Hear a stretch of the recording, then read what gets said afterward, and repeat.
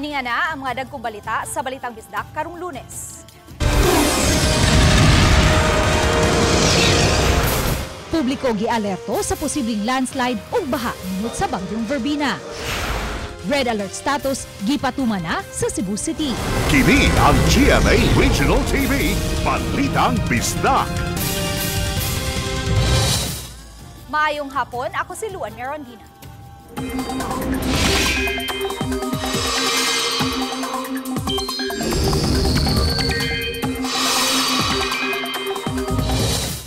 Publiko gipahimangnuan nga bisan pa man kun hinay ang hangin nga dala sa bagyong Verbena apan daghang uwan ang dala sa naasoy bagyo nga mamahimong musangpot sa mga halapad nga pagbaha. Ani ang report. Alas 11 kaganihang buntag, nasigpatan ang bagyong Verbena sa northeastern portion sa Mindanao. Nahimutang kini 205 kilometers east-southeast of Surigao City ug naglihok pa west-northwest sa gipaspason nga 20 kilometers per hour. Sumuk mapadayon it is expected nga karong hapon or gabi makuha niya ang first landfall during dapita sa either sa Surigao or sa Siargao area. Matod ni Engineer Al Kiblat, pangu sa Pag-asa Visayas Regional Services Division, nga alas 2 karong kadlawon mupaduol sa kayutaan sa Cebu ang bagyong Verbena ug pagka alas 5 karong kadlawon ana ang sentro niini sa Central Cebu. Wala specific nga lugar sa Cebu, but definitely moari gyud sa Cebu. Mo pass through Cebu sa Central Cebu. Karon nagipakita nga forecast track, pero doon na tayo gitawag og uncertainty cone.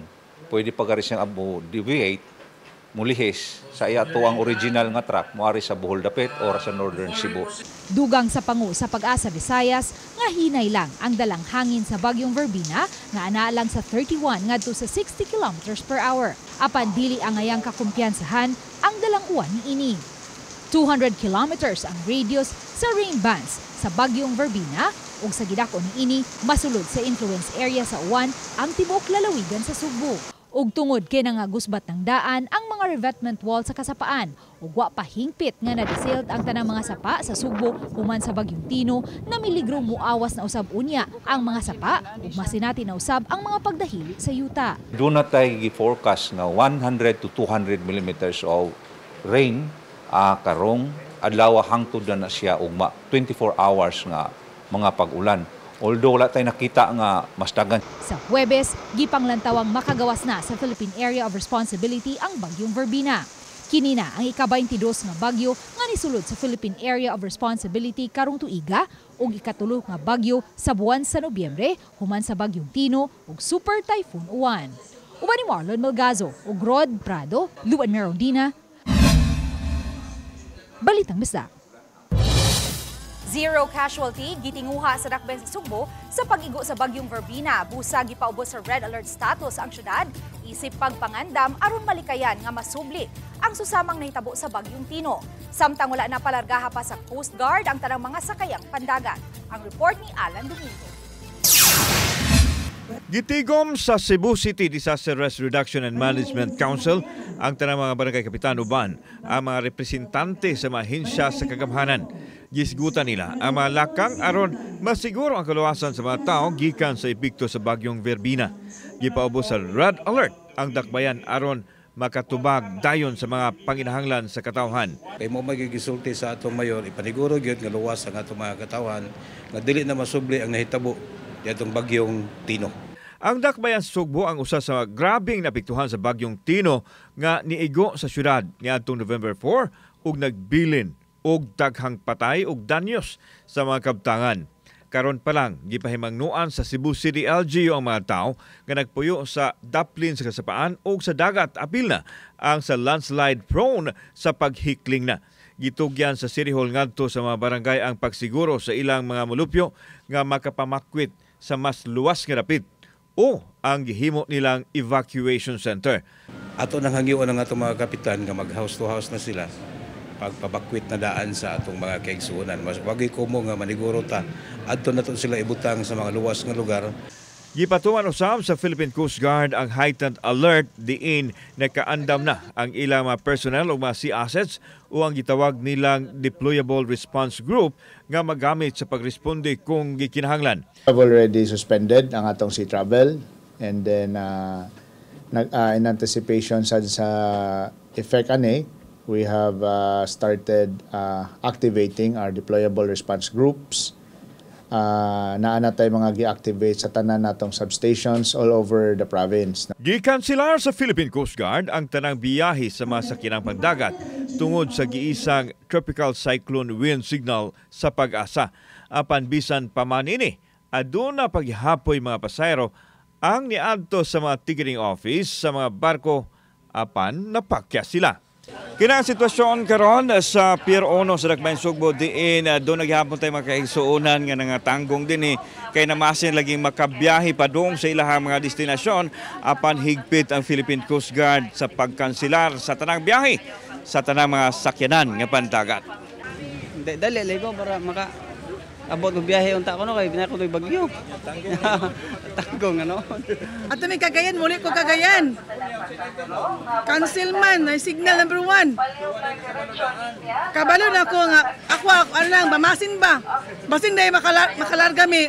Sa record sa PCG, District Central Visayas, adunay 482 ka mga tao ang na-stranded sa mga pantalan samtang gipanggayad usab ang 48 ka mga vessels ug 105 ka mga rolling cargos. Kauban si Clover Lumayag, ako si Alan Domingo. Balitag, Bisdak.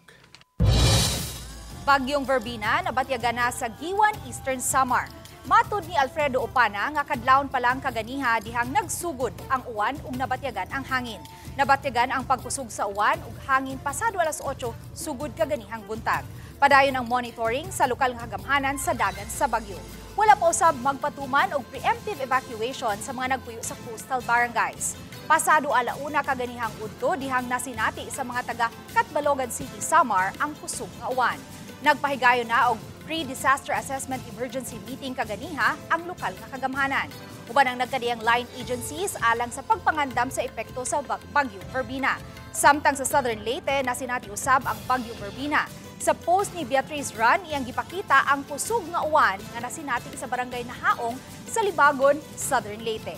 Tungod sa walay huno nga uwan, hinay-hinay nga misaka ang tubig baha sa ilang lugar. Human sa pila ka oras, mihinay ang uwan ug giubos na ang level sa baha. Nunod sa bagyong Verbina, biyahe sa tanang sakayang pangdagat sa tibok Negros Island Region, suspindido. Ang detalye sa report ni Orchids Lapingkaw.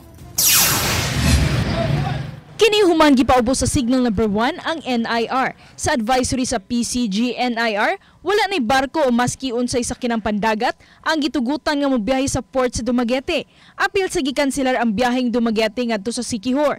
Gipasidanan na usab sa Philippine Coast Guard ang mga mananagat nga dili managat para malikayan ang disgrasya. Suspendido usab ang klase sa elementarya ug high school sa Gihulngan City ug Canlaon City. Wala usay face-to-face klase sa Bindoy, Negros Oriental. Matod sa CDRMO Gihulngan nga posibleng suspenso ang klase sa tanang level ugma subay gihapon sa bagyong Verbina.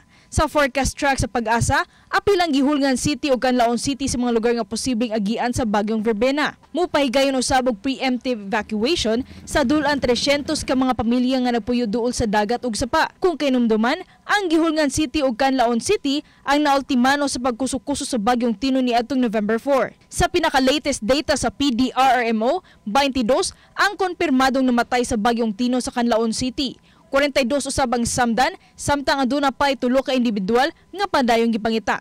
Karon kuan namin blue alert amo ara diri sa among opsen dayon ready na pod me for preemptive evacuation start kami rong hapon. Ako si Orchids Lapingkaw, Balitang Bisdak.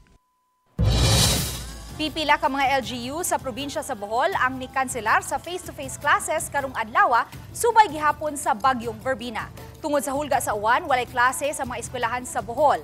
Samtang anaa na usab sa red alert status ang tanang barangay disaster unit sa Tagbilaran City sa posibilidad sa baha, landslide ug ubang emergency situations. Nagsuspenso usab sa klase sa tibok probinsya. Nunod kini sa rekomendasyon sa PDRRMO alang sa kaluwasan sa sa mga estudyante ug mga magtutudlo human na paubos ang probinsya sa Signal No. 1. Nabatyagan na ang hinay ngadto sa kusog nga uwan. Kansilado ang tanang biyahe, padung ug paggawas sa probinsya. Gibutang nasab sa luwas nga lugar ang mga bangka sa mga mananagan. Kini ang GMA Regional TV, Balitang Bisdak.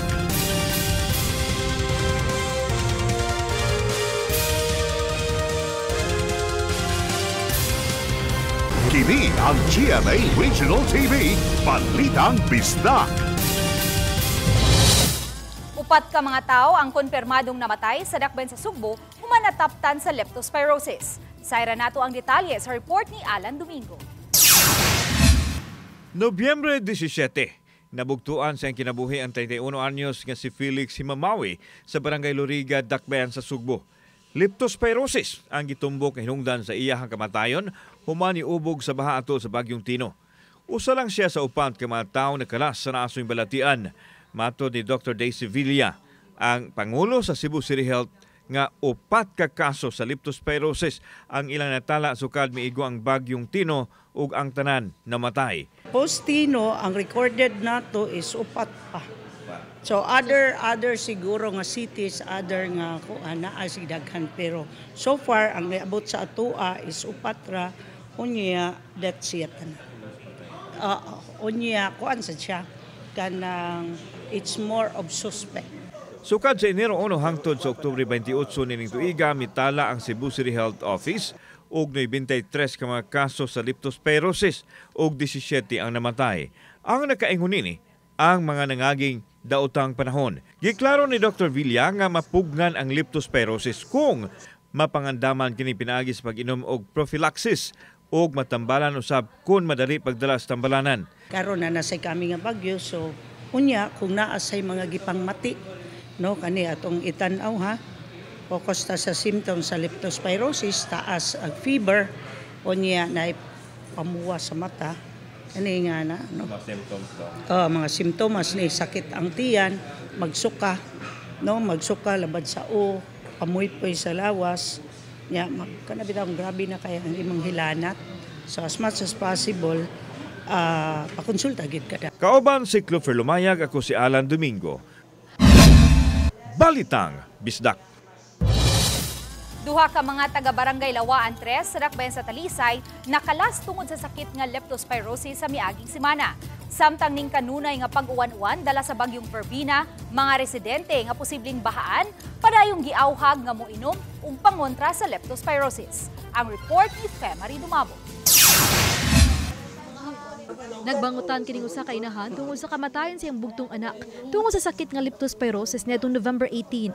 Kining ilang lugar sa Purok Saging sa Barangay Lawaan 3 ang usa sa grabing nabahaan atul sa pagkusok-kusok sa Bagyong Tino nitong November 4. Hinungdan nga bisan tulo na kasimana ang milabay, lapukon pa ang lugar ug padayon ang clearing operation.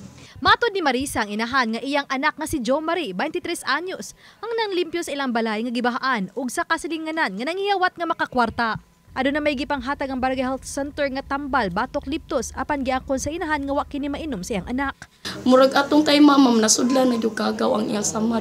Maulang gyapon kung ako siya paimnon mama, pildi gyapon siya kay away naman ang tambal, ni una naman ang kagaw. Manta jud nadali jud to nako, aman jud ko kabaw man kung anak jud ang sakit nga mao jud na makamatay. Kay kabaw pa ko di na ako palimpyo na akong anak. Hinungdan nga dako ang iyang pagmahay kun nga nawa niya pugsang anak sa pagpainom sa tambal. Una sila tambal gihatag. Mo to nakainom ang uban ako mga kuan akong uban mga bata ya asawa ako gipainom kay para protection ba kay wa man siya nana. Sa iya wala ko ka protection sa iya. Ako lang panawagan nga maka sa wala lang ko sa gamay lang nga financial nga makatabang taon sa iya. Kay Martes ilubong naman siya ma'am. Kulang wala man jud ko. Susama matod pa ang nahitabo sa 39 anyos nga silingan niya nga namatay usab sa sakit nga liptos nito November 21. Giangko ni Kapitan Frederick Regiba Nababol nga gawas sa duha nga namatay aduna pay tulo ka mga pasyente nila nga naapa sa tambalanan tungod sa liptos. Hinungdan nga mas gingusgan pa nila karon ang panawagan ug pag-apod-apod sa tambal, batok, liptos. Ilabi na nga nagsige na usab og uwan ug gikahadlukan nga posibleng masinati usab ang pag-awa sa tubig sa sapa nga moresulta og baha. Inahan na nagsi tambal wa kuno giinom kay wa ko siya kaon. Pero murag awahin na kay sige naman sa tugsaw sa tubig nahilantan sa kalit. So ang katong usa sa nanglimpyo sa to siya na kung may tablitas nga gihatag wa gyud ko na mainom kay wa mo gyud magkuha nga to ang city government nag roll out man denta. Ang uban ipabutang sa Barangay Health Center para ma-access sa mga tao ug katong dili mag-access ipa-house to house ang atong tambal para makainom ginang tanan. In general ang tanan niya na expose sa baha nga nakaubog sa baha kay siyempre taas mo ginang tubig. Muinom kita og gitawag natong prophylaxis. Matod sa kapitan nga tungkol sa ilang flood monitoring system, apil pang ilang public address system. Bisan kun grabe ang nasinati nga baha sa ilang barangay ug dulan sa 1,200 ka mga panimay ang apektado. Way natala nga patay sa ilang lugar atol sa pagkusukuso sa Bagyong Tino. Ang katapusan mo na rescue ma'am, pinaagi sa Talisay DRM. Nari sila. Pero 7 o'clock na to ha. Hapit na to mag 8 o'clock. Yan na. Mga pito kita tao. Kanang-kanang nakawid niya o kanang lubi. Ngayon sa katao din isa ka. Kung saan ni. Kanang 5 ka mo kanang sa Akasya. 300 kabalay ang na-wash out, hinungdan nga daghang pamilya pa ang anaa sa evacuation center. Pipila pa ka mga tabang ang nagabot-abot, sama na lang niininggikan sa lungsod sa Pulumulok, South Cotabato. It's natural mong good sa ato ang mga Filipino to help. It's very natural sa tuwa. Nga mo tabang. Uban ni Marlon Malgazo o Cleofer Lumayag, Fe Marie Dumabok. Balitang Bisdak.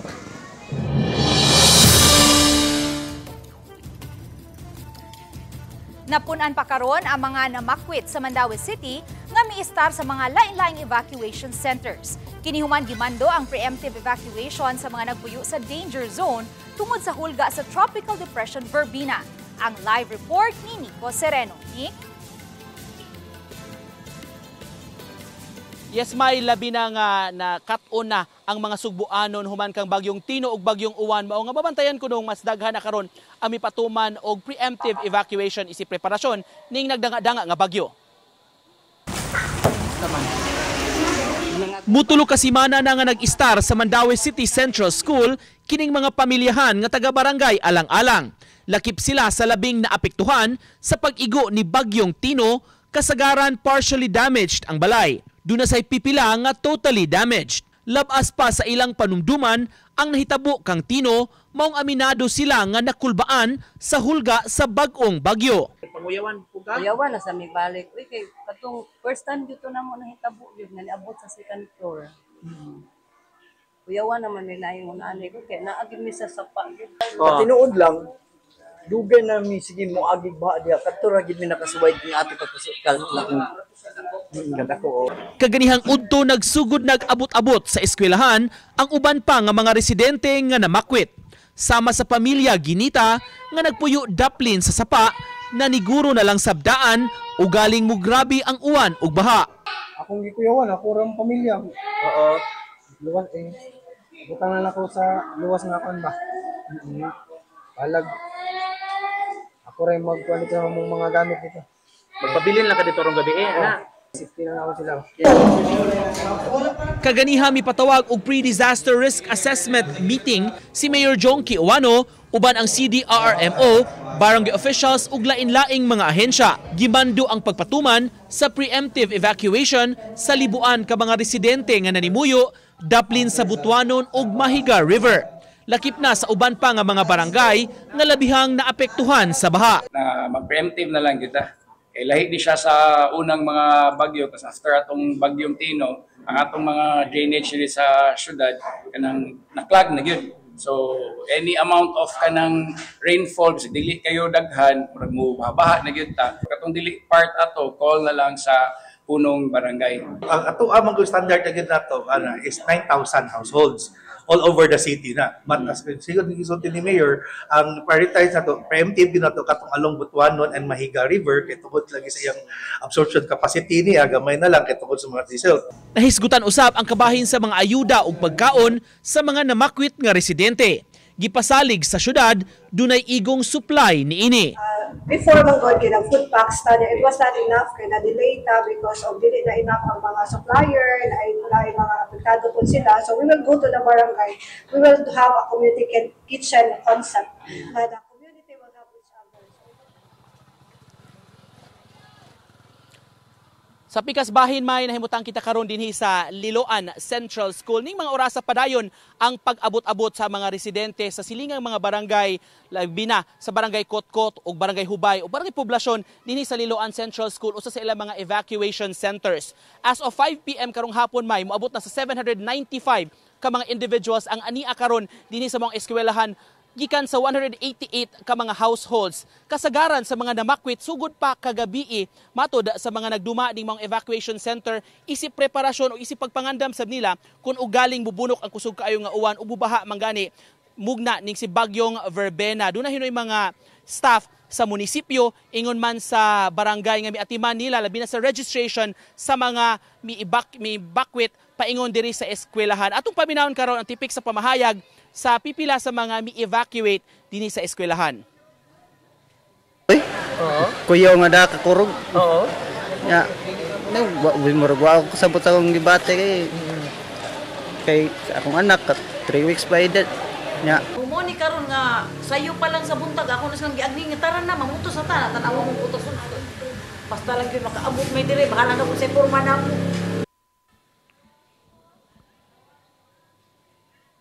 Sa ubang mga bahin sab dinhi sa lungsod sa Liloan may subsob na gyud kayo ang evacuation nga gihimo. Gani doon na house to house nga evacuation gipatuman gipahibaw ni Mayor Aljo Frasco sa pipila ka mga barangay diri nga labihang naapektuhan ni atong si bagyong Tino. Naabdan sa nato ni subay dinhi sa eskwelahan karong bag-o lang si Vice Mayor Margo Frasco. Mipahimangno sab ni siya sa mga tawo nga di gyud magpanuko sa pag-evacuate para sab nga mas safety ang ilang kaugalingon ug ilang pamilya taliwa nining hulga sa nagdanga-danga nga bagyo. May Daghang salamat Nico Sereno ug amping mo. Good news sa atong mga kapuso sa Cebu. Kay ania na ang bagong promo sa GMA diin pwede mo makadaog hangtod sa 10,000 pesos. Kini ang Regional Proof of Purchase promo sa GMA. Ang kasiyahan panalo. Makita sa screen kung unsaon pag-appeal sa promo. Mamahimong magpadala sa ilang entries ang atong mga kapuso sa Cebu alang sa chance nga makadaog og mga papremyo. Nagsugod ang pagpadala og entries niadtong November 15 nga mulungtad hangtod sa December 26. Ihulog ang inyong entries sa GMA regional stations o bakaha sa piling supermarkets o grocery stores sa Cebu. Bisitaha lang ang official Facebook pages sa GMA Promos alang sa kumpletong listahan sa Dropbox locations ug uban pang mga announcements. Mga kapuso, pagbantay sa fake news, fake Facebook accounts o scam text. Kini ang GMA Regional TV, Balitang Bisdak. Giklaro sa Kapitolyo nga wala magsulob sa uniforme sa SWAT si Cebu Governor Pamela Balicuatro nga nakita sa social media. Ang naasoy hulagway usamatod pa ka artificial intelligence o AI generated nga hinatag sa Cebu Police Provincial Office niadtong November 10. Gipa-frame matod pa sa CPPO ang AI generated photo diin makita ang gobernador nga nagsulob og SWAT uniform. Gani nagpahulagway pa ang mga CPPO officials dihang gitugyan nila ang naka-frame nga hulagway. Suma ni Attorney Resty Arnaiz Jr., Executive Assistant on Legal Matters sa Office of the Governor nga gihatag matud pa sa CPPO ngadto sa gobernador ang AI-generated photo isip recognition nila sa nahimo sa gobernador pagtubag sa mga panginahanglan panahon sa katalagman lakip na sa linog ug bagyo. Andam at ubangon sa gobernador kung tinuod man nga adunay kasong gipasaka bato kaniya kalabot sa giingong pagsulob sa uniforme sa SWAT. Sa gi-explain na ni Governor sa iyang Facebook page, ang katong iyang gipost is picture to nga giregalo sa Cebu Provincial Police Office. In fact, naa nato karon ang picture. Na katong naong ni Gov is AI generated to, dili gito naong ni Gov. Usa ka 44 anyos nga lalaki ug 3 ka mga batan-on ang nakaluwas og 4 ka pamilyahan ug 19 ka mga individual dihang paspas nga nagsaka ang tubig baha ug hapit na nalapawan sa baha ang mga panimay sa barangay Biasong sa Talisay City. Ang report ni Femari Dumabo. Emosyonal nga gisaysay nining 44 anyos nga amahan nga si Johnny Abella. Kisa nahadlok man, apan naning kamot nga maluwas di lang ang iyang pamilya. Apan lakit usabang ilang mga silingan. Akong kuanan og makaboy sa galon maunlod sila dito. Kay di ka bang manlangoy. Ko ala paggalabang na ang galon akong gipagunitan nila nya among silingan. Hakon tanaw, wa naman. Tulala man kayo kay Kisa pa mo kuha nila nga wa may laing makakuha nila, may nangabot ni sila. Namutol ko wire akong gihigot nga to, moy akong gipa kuha nila, gipa gunitan ba para makalabang sa sila ba. Ang iyang asawang si Ninita nga di makamaong mulangoy, miingon niya nagtuog yun siya nga mamatay na sila ni itong tungura. Kaya ang tubig baha, pila lang ka minuto ni abot na sa ilang mga ato. Nadali sila pagtabang sa iyang bana, lakip na ang ilang mga silingan. Kaya naman ang bigakot, nakanadyo ko, ginoon. Mga makaroon na malanggadi. Kanang basta magtapok lang ang batay na mong lawas. Baka makita ang tibok na kong pamilya nga go, Lord. Kung na may second chance, nagay may second chance niya. Kalasing ko kani, ni kusog naman yun ang tubig, niya wala man may kaikyasan. Ni agi mi sa kanang design sa among atop dito minilusot din ni kamang sa sud sa 20 ka mga atop among gikamang-kamangan para lang maluwas sa tubig. Dakong pasalamat ni Johnny nga nitabang kaniya sa pagluwas sa 19 ka kinabuhi. Kining 14 anyos niyang pag-umangkon ug ang laing duha pa ka mga batan-ong silingan. Nya kunahon na to ko mama jud kay di man siya kalakaw ba. Sakit iyang tail. Una pag sudya ko to mama na lang niya. Pag-abot na ko dito, dako na maging tubig. Ako mama, ako yun naluwas. Kat-kat sa apel, pagtanaw na ko lang, trap naman sila. Mo to ni tabang na ko niya, napatunga lang ko ang balay diri. Nadiri, lawom naman diri kay karsada na ni mo to. Ato ko sa tunga, napatunga lang ko ang wire naman sa tunga sa karsada mo, napatunga lang ko nya ako nagupo sa wire diri. Mapasalamaton sila nga hangtod karon luwas sila nga nagkaubang managsilingan sa evacuation center dinhi sa Santo Niño Parish sa Barangay Mohon sa Dakbayan sa Talisay. Nga nangindahay nga dungan makabangon gikan sa kalamidad. Uban ni Cleofer Lumaya Gogrod, Prado, Femari Dumabo. Balitang Bisdak. Bisan pa man, kung gikanselar na ang tanang biyahe sa kadagatan, human na paubos sa Tropical Cyclone Wind Signal No. 1, ang dakong bahin sa Kabisayan apan biyahe sa mga ferryboat paingon sa Olango Island, gitugutan paghihapon. Ani ang report. Nagmingaw na ang Punta Engaño Port sa Lapu-Lapu City pasado alas 8 kaganihang buntag. Matod sa mga kawani sa naasoing pantalan, alas 7 kaganihang buntag ang katapusang biyahe paingon sa Bohol nga gitugutan human gikanselar ang tanang biyahe sa mga sea vessels human na paubos ang Subo sa Tropical Cyclone Wind Signal No. 1. Lakip sa gikanselar karong adlaw ang tanang island hopping activities. Busa nihikling na sa mas luwas nga dapit ang mga motorbangka nga sagad magdungguan sa maong pantalan. Apan sa Angasil Port sa Mactan, naabtan sa RTV Balitang Bisdak nga padayon paghihapon ang biyahe sa mga ferryboat paingon sa Olango Island. Alas 5 karong buntag, lakip na ang Cebu sa mga gipaubos sa Tropical Cyclone Wind Signal No. 1. Apan matod sa Coast Guard, tungod kinalakip ang Angasil sa mga special areas, hinungdan nga gitugutan gihapon ang biyahe sa mga ferryboat gikan dinhi sa Angasil paingon ngadto sa Olango Island. Na may parameters na naman, example, very short distance mo naman, 15 minutes naman na siya. Unique po diyang characteristics kay tuukuan lagi sa isan o kusog na to yung bawot, hangin, linaw rin po na siya. That's why we are technically allowing them kay para maka-stimulate po ng economy sa ilang Olango. Apan gawa sa ferryboat, nabantayan usab sa RTV Balitang Bisdak kining usa ka motorbangka nga paingon sa Caubian Island. Sakay niini ang kapinsa na po ka mga pasahero ug ubay-ubay kanila. May dalang mga supplies alang sa isla. Okay raman kay murag madadara man ang hangin. Dili man kay baud-baud.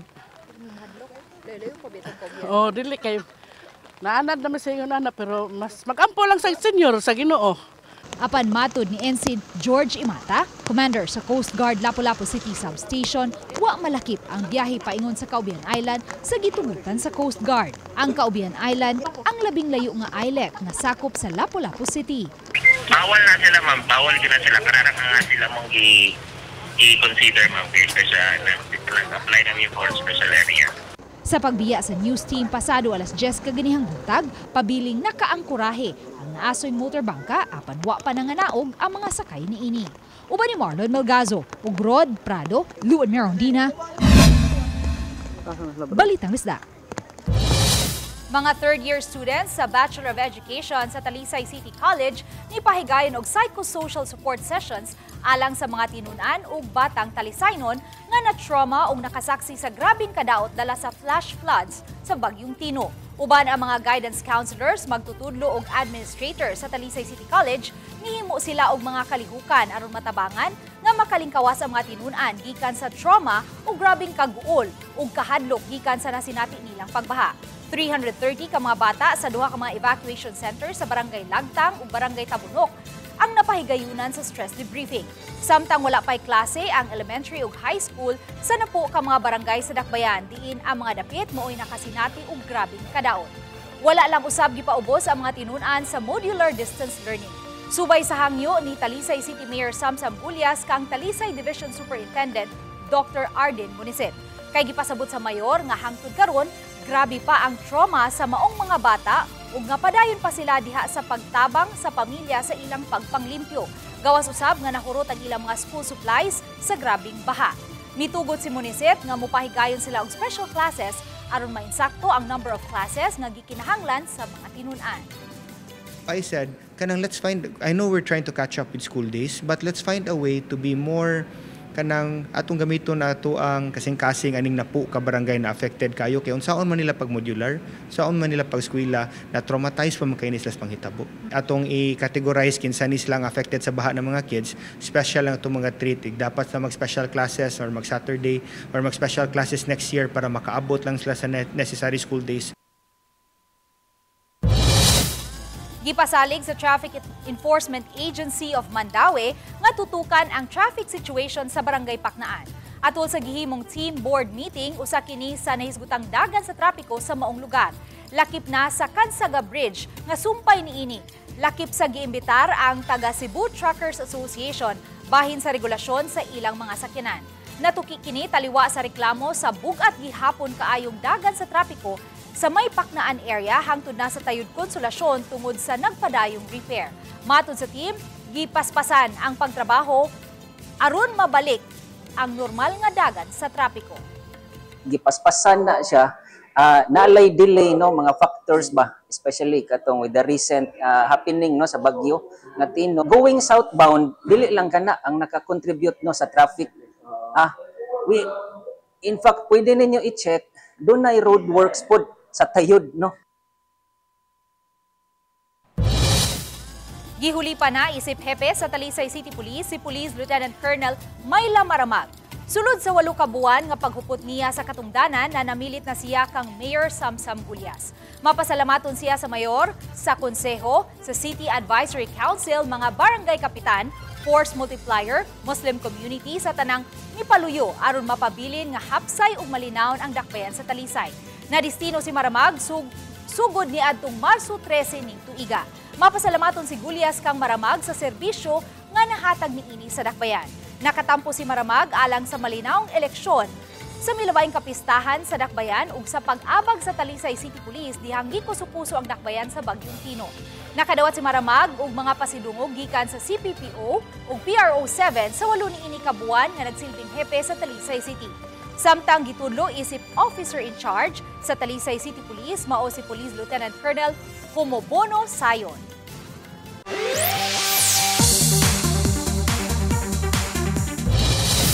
Mga kapuso, matanaw na karong Miyerkules sa mga sinihan lukop nasod ang KMJS Gabi ng Lagim The Movie. Tulo ka true-to-life stories ang atong matanaw sa big screen. Gilangkuban kini sa sanib nga pagabidahan ni Jillian Ward.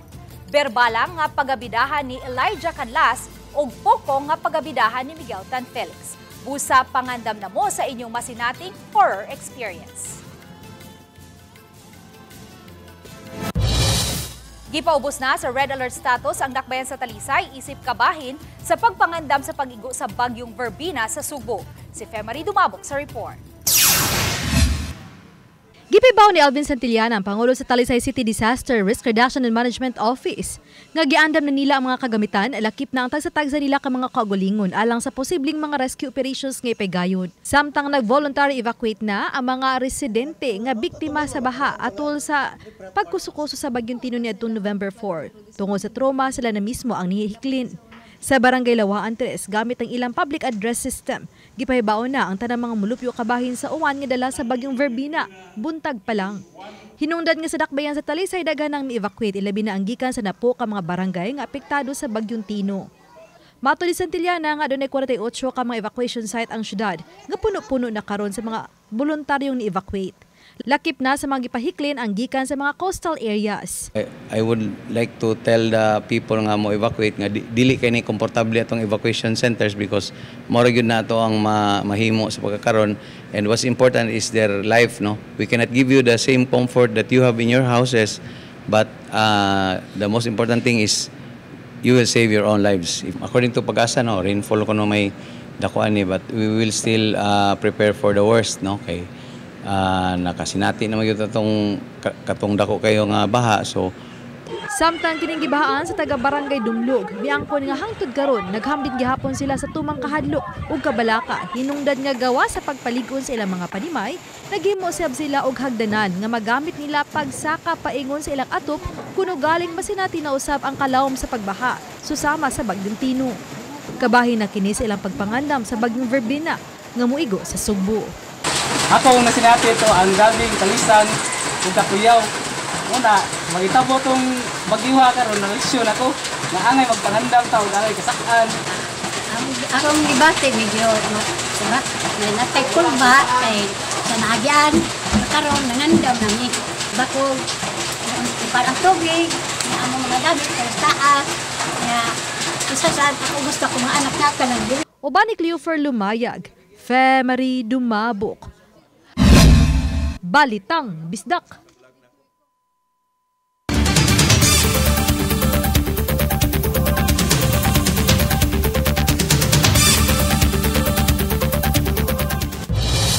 Kami ang GMA Regional TV Balitang Bisdak kinatibuk ang puwersa alang sa mas dakong misyon ug mas halapad nga pag-alagad sa nasod.